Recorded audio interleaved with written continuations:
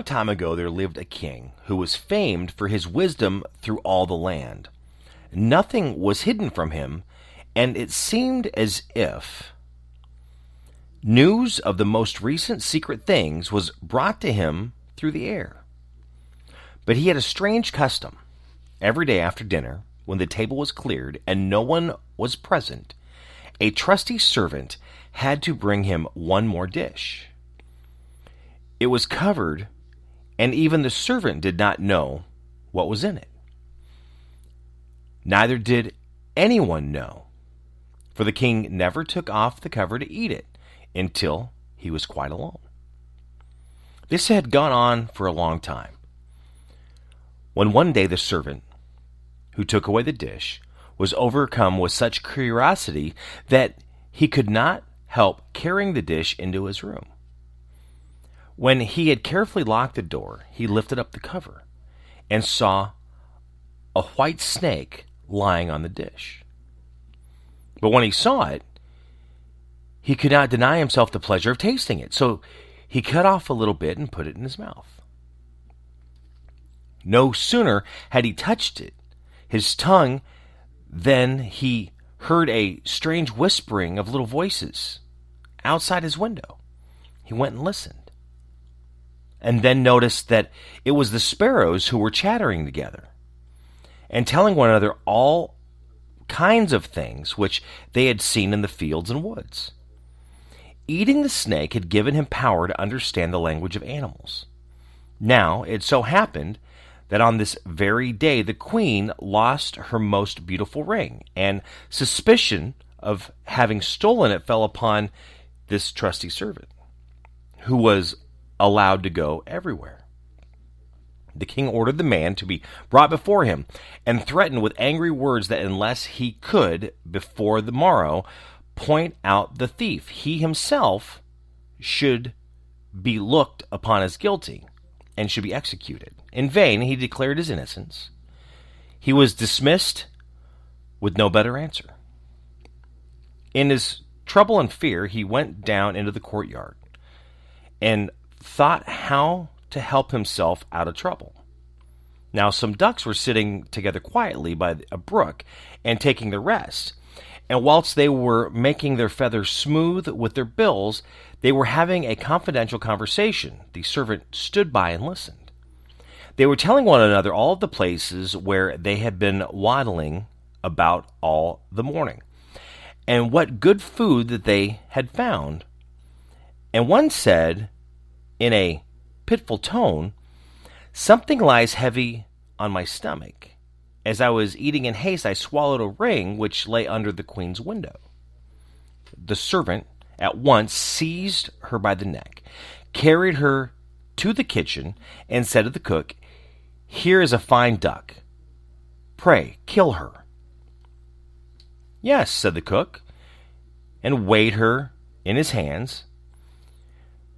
She hasped no trouble to fatten herself, and had been waiting long enough to be roasted. So he cut off her head, and as she was being dressed for the spit, the queen's ring was found inside her. The servant could now easily prove his innocence. The king, to make amends for the wrong, allowed him to ask a favor and promised him the best place in the court. The servant refused everything and asked only for a horse and some money for traveling, as he had a mind to see the world and go about a little. When his request was granted, he set out his way.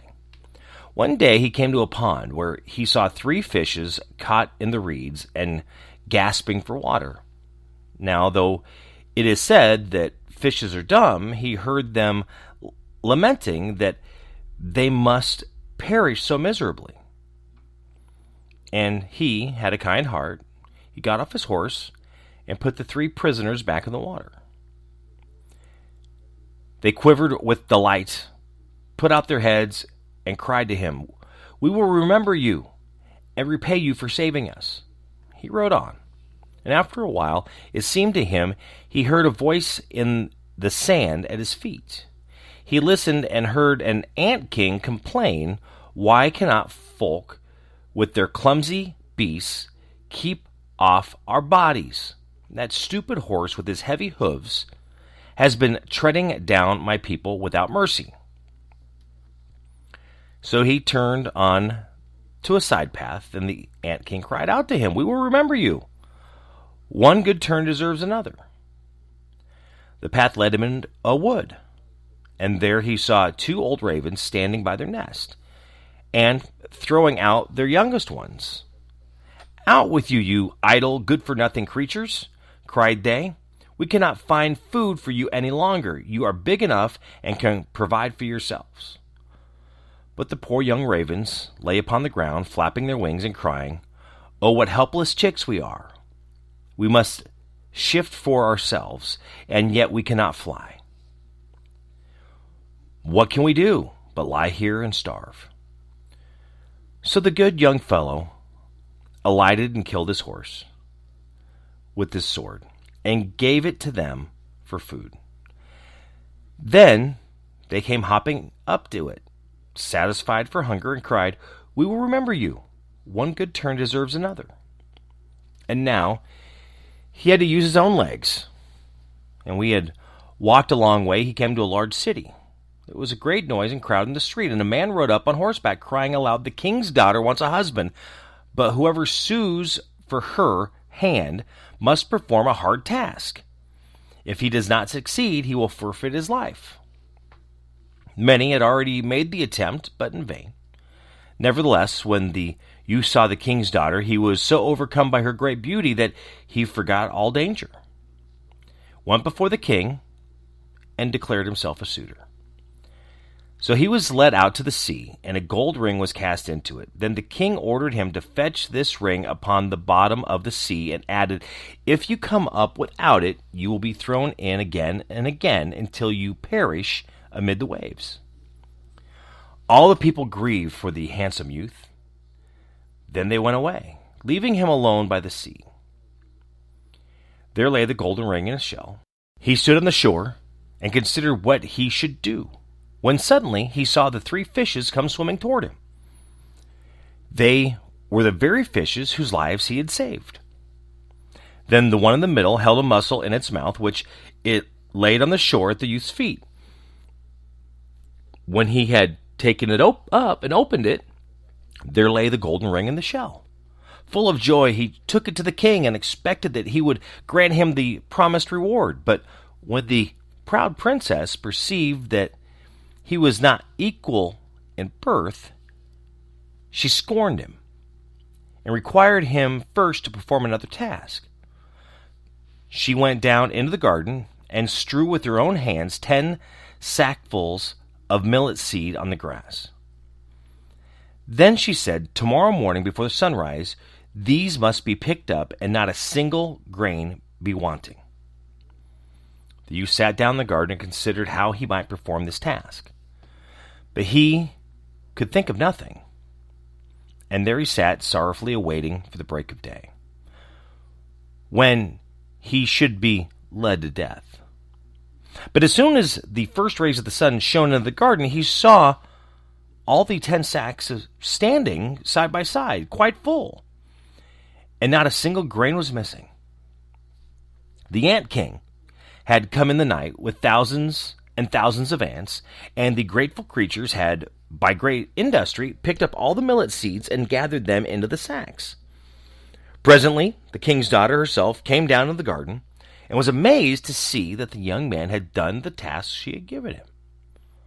But she could not yet conquer her proud heart, and said, "Although he has performed both the tasks, he shall not be my husband until he has brought me an apple from the tree of life." The youth did not know where the tree of life stood, but he set out, and would have gone on forever, as long as his legs would carry him, though he had no hope of finding it. After he had wandered through 3 kingdoms, he came one evening to a wood, laid down under a tree to sleep. But he heard a rustling in the branches, and a golden apple fell into his hand. At the same time, 3 ravens flew down to him, perched themselves upon his knee, and said, "We are the 3 young ravens whom you saved from starving. When we had grown big and heard that you were seeking the golden apple, we flew over the sea to the end of the world where the tree of life stands, and have brought you an apple." The youth, full of joy, set out homeward and took the golden apple to the king's beautiful daughter, who had now no more excuses left to make. They cut the apple of life into 2 and ate it together. And then her heart became full of love for him. And they lived to a great age in undisturbed happiness. The White Snakes.